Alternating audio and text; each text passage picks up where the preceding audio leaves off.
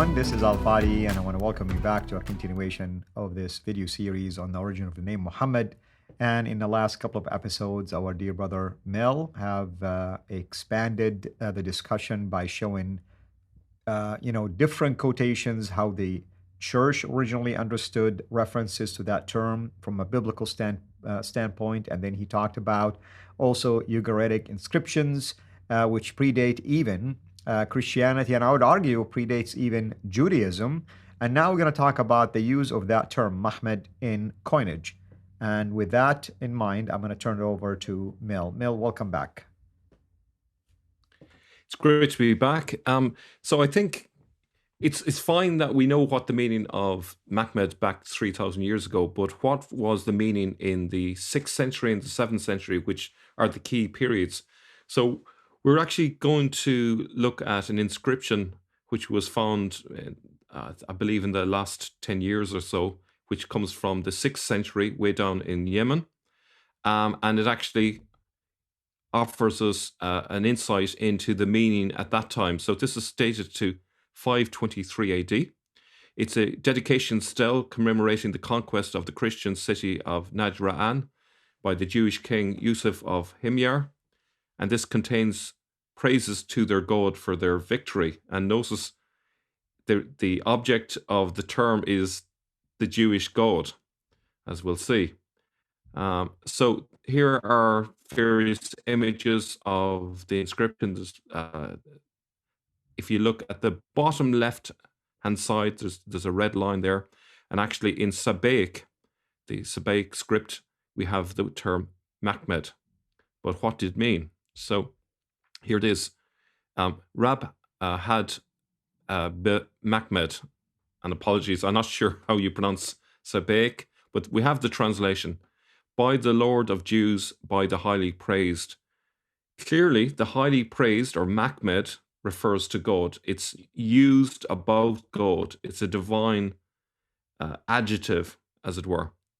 It seems likely that Christians borrowed the phrase for God, the highly praised, Muhammad, and used it for Jesus or God in the 7th century, as we'll see in just a moment.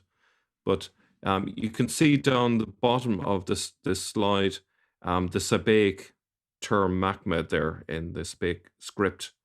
Okay, so this is a really important insight. So Jews were using this term, and obviously what has happened is the Jews have had an influence on Christians. They're interacting with Christians, and the word has entered into Christian usage.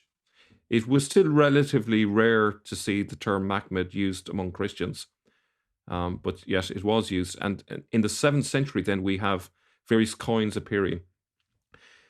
Muhammad here refers to Jesus, I would argue, the praised or desired one. These coins reflect a Christian rather than a Muslim milieu still in the 7th century.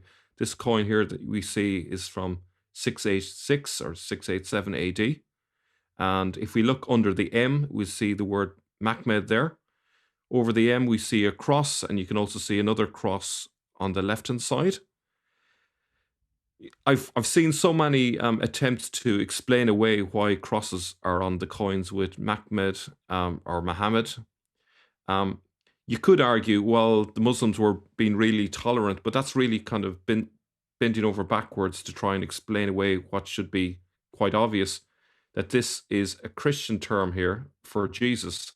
So it's a synonym, and as we saw in the last episode, it's a synonym referring to Jesus as the Messiah. Okay. Right. I mean, I like this explanation that Muslims were tolerant. It's almost like the Muslims today are shooting themselves in the foot and saying, our predecessors were tolerant, but we're no longer tolerant. Somehow they decided that they don't want to be tolerant anymore. Yeah.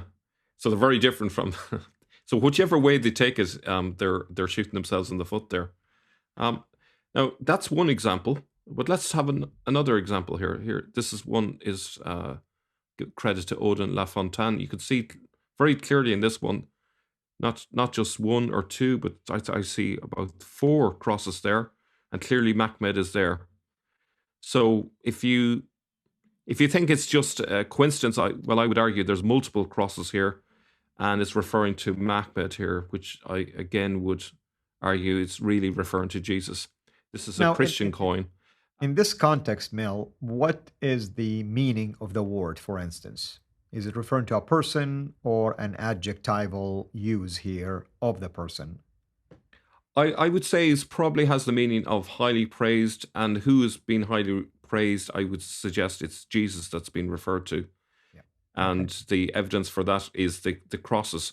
If it was the Muhammad of the Islamic tradition, I would expect that instead of crosses, we would have like a star and crescent moon instead of the crosses. But that Right. isn't what we have. We have, it's a Christian usage, and it basically follows on from earlier Christian coins. The only additional term is Mahmed, which started to be added to the coins in the 660s. Probably it's become popularized in relation to the Messiah.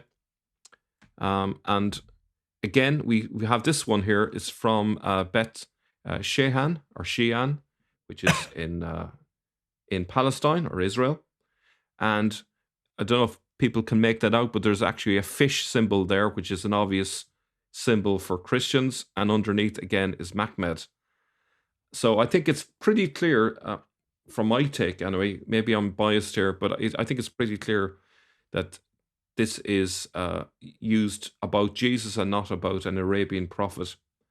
And it just requires Muslims, I think, maybe to think beyond the standard narrative that they've been taught to actually see what's actually happening here.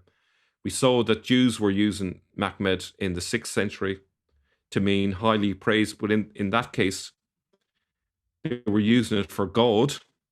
Here, Christians are just taking that term and using it for Jesus, who obviously Christians believe is both human and God. So if it's a divine adjective, as it were, it fits for Jesus as well from a Christian point of view. Wonderful. It's definitely clear here. I mean, just the use of the fish alone and the cross should leave no room for any reinterpretation. I don't care what the explanation is. It is clear that there is an association with Christianity one way or another. To say that Muhammad somehow decided to use Christian symbols to put his name, or Muslims, early Muslims, caliphates, for instance, or caliphs, decided to use Christian symbols to put the name of an Islamic prophet, where the same Islamic prophet allegedly attacked both Christians and Jews, it makes no sense whatsoever at all. Yeah, and I would add as well, if you look at the transition that happened under Abd al-Malik, he originally had coins like this, and then he removed all images. So obviously we can see during his reign a gradual transition, an evolution during his term. And obviously a lot of people believe that it was he who put together the Quran from various sources. And then that meaning for Mahmed probably changed over the coming decades to what it became later. Yeah, and So you I can think all see, of this makes sense. yeah, you can see the evidence of a development versus something that was set in stone and still accepted this tension between a cross and the name of Muhammad. A development and an evolution, I would take that, basically something gradual was taking place, which supports everything that we've been talking about lately about this origin of Islam and the historical development as opposed to what we call the standard Islamic narrative. Is that, what do you say about that? Yeah, absolutely. I think a lot of Muslims today imagine that Islam as they know it today was like that back in the 640s or 650s, but actually most of what they know as Islam took centuries and centuries to develop. All the different traditions, all the different hadiths and so forth, all the different understandings are gradually added over the centuries. It didn't come pre-packaged in the 7th century. It took a long time. And really the first shoots of Islam was to be seen in the 8th century.